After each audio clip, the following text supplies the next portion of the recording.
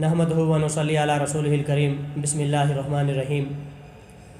ہر مسلمان کی یہ خواہش ہوتی ہے کہ میں مرنے کے بعد جنت میں داخل ہو جاؤں، اور جنت میں بھی بغیر حساب کتاب کے داخل ہو جاؤں، اس لیے کہ اللہ تبارک و تعالیٰ کے سامنے اللہ کی عدالت میں کھڑا ہونا اور اپنا حساب دینا یہ بڑا مشکل ہے۔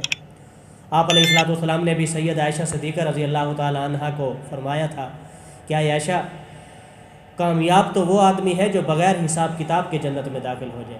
جس سے اللہ تعالیٰ نے حساب کتاب لینا شروع کر دیا وہ تو مارا گیا، اس لیے کہ اللہ کو کون حساب دے سکتا ہے۔ تو ہر مسلمان کی خواہش ہے کہ میں جنت میں جاؤں، بغیر حساب کتاب کے جاؤں۔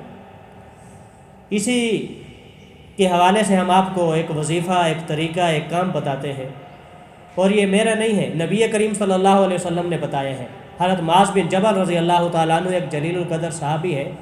آپ علیہ الصلوۃ والسلام اکثر خاص اور اہم باتیں معاذ بن جبل رضی اللہ تعالیٰ عنہ کو بتاتے رہتے تھے، اور خود بتاتے تھے ان کے سوال کرنے کے بغیر۔ اسی طرح ایک مرتبہ آپ علیہ الصلوۃ والسلام نے فرمایا کہ معاذ، میں تجھے ایسا عمل نہ بتاؤں جس کے کرنے سے تو بغیر حساب کتاب کے جنت میں داخل ہو جائے؟ تو معاذ رضی اللہ تعالیٰ عنہ فرمانے لگے، یا رسول اللہ ضرور بتائیں۔ آپ علیہ الصلوۃ والسلام نے فرمایا کہ دیکھ لو، بڑی مشقت والا کام ہے، کر لو گے؟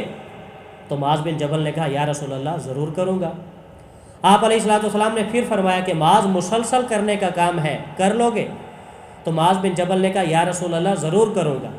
تو آپ علیہ الصلوۃ والسلام نے فرمایا، اگر تو بغیر حساب کتاب کے جنت میں داخل ہونا چاہتا ہے تو اپنے دل کو ہر کسی کے لیے شیشے کی طرح صاف رکھو، اپنے دل کو ہر انسان کے لیے شیشے کی طرح صاف رکھو، بغیر حساب کتاب کے جنت میں داخل ہو جاؤ۔